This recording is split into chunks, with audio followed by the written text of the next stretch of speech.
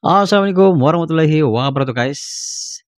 Vietnam begitu gembira setelah mengalahkan Indonesia 1-0, guys.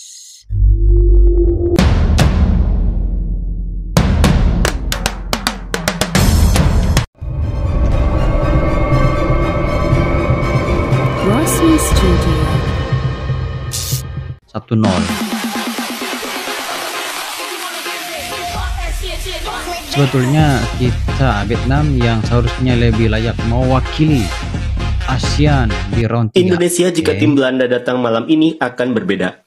Masyarakat Indonesia tidak mengenal rasa malu. Sepak bola Indonesia hanya setara dengan Brunei. Tidak ada evolusi dari Belanda. Indonesia hanya setara dengan Laos. Kasihan Indonesia tidak dibagi setengah lapangan. Sedihnya. Sejauh mau parkir bus, panggil U12 pun bisa. Timnas Indonesia berhadapan dengan Vietnam dalam pertandingan lanjutan Piala AFF dan pada pertandingan tersebut Timnas Indonesia berada dalam tekanan para pemain Vietnam. Dan pada akhirnya Vietnam bisa mendapatkan kemenangan tipis 1-0. Dengan demikian membuat langkah Timnas Indonesia selanjutnya sedikit lebih berat sebab mereka harus bisa menyapu bersih sisa pertandingan. Seperti inilah komentar fans Malaysia dan Vietnam. Gitu ya. Teman-teman Indonesia teruslah bermain setengah lapangan. Gunakan seluruh kemampuan bela dirimu, lihat sampai kapan kamu bisa bertahan. Bosan dengan Vietnam yang penuh pemain kuat tapi tidak sebagus Indonesia U20, jadi kecewa. Indonesia jika tim Belanda datang malam ini akan berbeda. Ini adalah pertandingan Indonesia U16 melawan Vietnam dan tim nasional mereka sudah bermain di Piala Dunia. Pemain lokal Indonesia hanya diperbolehkan bermain di Piala AFF, sedangkan Indonesia-Belanda diperbolehkan bermain di level yang lebih tinggi dan pemain lokal Indonesia hanya masuk skuad B. Tim yang belum pernah menjuarai kejuaraan AFF namun membawa skuad muda untuk bermain di turnamen tersebut sudah tidak percaya diri lagi dengan skuad Belanda 3. Indonesia terlalu kuat, saya tidak bisa melihat wajah kiper Vietnam itu. Saya tidak tahu apakah dia akan bermain atau tidak. Nah, sobat Indonesia mempunyai populasi yang sangat besar, hampir 300 juta jiwa, namun sulit sekali menemukan pemain sepak bola yang cocok dan kemudian mereka mengirim anak-anak ini sebagai gantinya. Piala ini tidak penting, tidak masalah, ya. Setidaknya kantongi gelar terlebih dahulu sebelum mengatakan itu tidak penting. Kalau tidak penting, kenapa masih ikutan? Supporter Indonesia harus memanggil pelatih untuk memainkan sepak bola yang adil. Jangan mainkan game parkir bus seperti itu, membosankan. Kalian bermain-main dengan menuangkan beton campuran titanium atau semacamnya, tapi rongga apapun yang kalian punya tidak akan bocor. Indonesia memarkir bus di depan gawang. Bermain melawan Indonesia U21 tetapi Vietnam seperti larva yang tidak memiliki kemampuan menyerang. Tanpa Belanda, Indonesia hanya akan menguasai bola. Bertarung bak ayah dan anak, lihat Indonesia memalukan sekali, timnas selalu dipuji, apakah tidak ada orang yang lebih baik? Mungkinkah tanpa Belanda, Indonesia tidak bisa bermain sepak bola? Sepertinya Vietnam bermain melawan Brunei. Dari 270 juta penduduk, tidak ada 11 orang pun yang bisa bermain sepak bola, menggunakan U22 sebagai alasan. Jadi semua yang di atas U22 dinonaktifkan. Di mana semua pemain Belanda. Masyarakat Indonesia tidak mengenal rasa malu, sepak bola Indonesia hanya setara dengan Brunei. Tidak ada evolusi dari Belanda, Indonesia hanya setara dengan Laos. Kasihan Indonesia, tidak dibagi setengah lapang, sedihnya. Sejauh mau parkir bus, panggil U12 pun boleh. Siapalah Indonesia tanpa Belanda? Kendali 80% kalian tolak main bola di Indonesia. Bola paling kotor di Indonesia, memalukan. Halo Vietnam. Iya, kamu menang lawan Indonesia ya. Woi. Iya. Gak apa-apa kok Indonesia kalah. Gak enak soalnya, kok kayaknya kamu sangat euforia. Kamu mengira ini Piala Dunia ya? Kok lawan Indonesia seperti lawan Argentina? Ya walaupun emang kami setara sih. Ya udah semangat ya. Semoga juara AFF.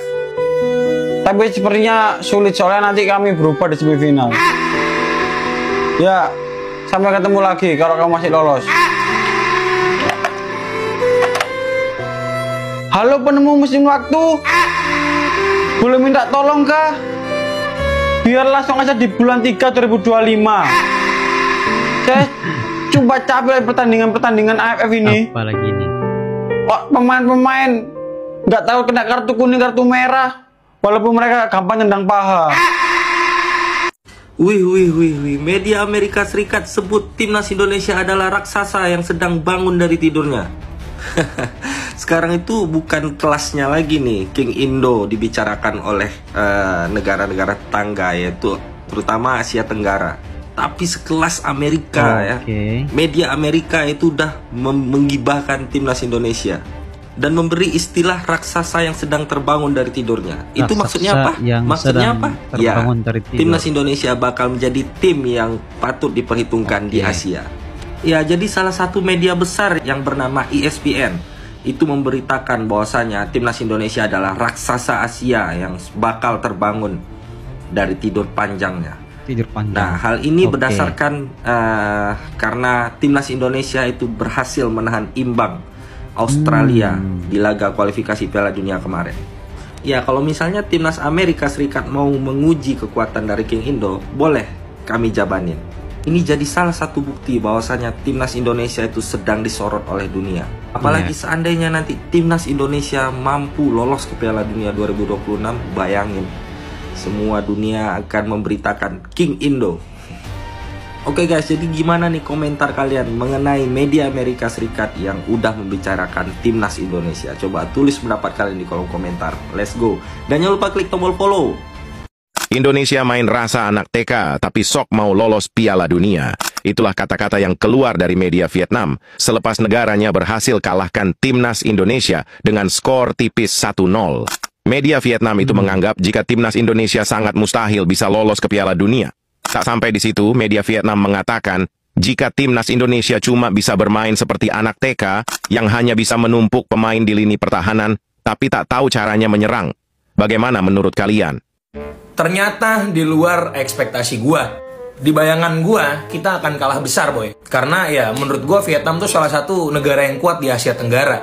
Ternyata di luar dari kita yang mainnya lumayan oke ya, kalau dibandingin lawan Lengkoas sama Myanmar kemarin, ternyata ya Vietnam segitu doang, coy. Ternyata segitu doang. Mari kita bahas, boy. Pertama dari line up-nya, 3 back sejajar, Ferrari, Kadek Arel dan juga Donitri kembali tampil oke menurut gua. Kenapa gue bilang oke? Karena Vietnamnya tuh kurang gitu. Jadi kalau dibandingin laga pertama lawan Myanmar, lebih bagus pas lawan Myanmar kemarin menurut gue. Honorable mention ya buat Cahya Supriyadi, salah satu pemain yang sangat layak dijadikan man of the match menurut gue. Walaupun gol yang terjadi itu sebenarnya harusnya dia dapet sih. Cuma ya balik lagi, boy, ini U22. Mereka sangat terlihat sekali kurang jam terbang ya. Nah, yang paling gue sayangkan adalah permainannya Rivaldo, boy. Kalau gue boleh jujur, dengan kehadiran Rivaldo, ngasih kebebasan Arkan Fikri untuk bisa main ke depan. Jadi Rivaldo nih yang main di jangkar nih. Tapi dia kayaknya ngalamin sedikit cedera, langsung diganti di menit 40-an. Ya, dan dia sempat ngelakuin beberapa kesalahan passing. So far, menurut gue permainan kita meningkat dibandingin lawan Lengkoas kemarin. Kalau lawan Lengkoas kemarin, kita itu salah passing. Kalau di match ini, kita sangat terburu-buru mainnya. Walaupun endingnya jadi salah passing juga. Cuma balik lagi nih, boy, mereka U22. Secara mental mereka belum kebentuk-bentuk banget. Terlalu cepat kehilangan bola. Kalau lu merhatiin, kita nggak pernah lebih dari 10 detik buat nguasain bola. Ketika mau kombinasi 3 orang tuh langsung hilang bolanya. Ya mau gimana, boy. Inilah proses regenerasi yang harus dilalui sama timnas kita. Karena kita nggak bisa bergantung sama timnas senior ini terus. Adik-adik ini harus diberikan pengalaman. Semoga pemain-pemain dapat memetik apa yang bisa dijadikan pembelajaran buat mereka dan bisa berkembang jadi pemain yang lebih keren lagi. Nanti laga terakhir kita lawan Filipina, kalau misalnya kita menang ya kita harusnya lolos ya. Sampai sini dulu, jangan lupa di follow untuk update mas selanjutnya. Kalah kan? Ya wajar kalah memang permainan Indonesia malam ini. Gak bisa ngapa-ngapain anjir, apalagi di pressing sama Vietnam. Gila, pressingnya Vietnam gak ada lawan. Untung kalah cuma 1-0 anjir. Praktis di babak pertama Indonesia hampir nggak pegang bola di babak pertama. Di babak kedua di menit-menit akhir cuma back pass nggak jelas, ya kan? Aduh, lagian ini Vietnamnya bisa menang cuma 1-0 loh. Emang ada dongok juga ini Vietnam nih, bisa menang cuma 1-0 dengan permainan malam ini. Mereka yang pressing tinggi banget. Lu lihat tuh ball possessionnya tuh 72% berbanding 28%. Passingnya juga tuh 642 kali berbanding 258. Jauh banget anjir.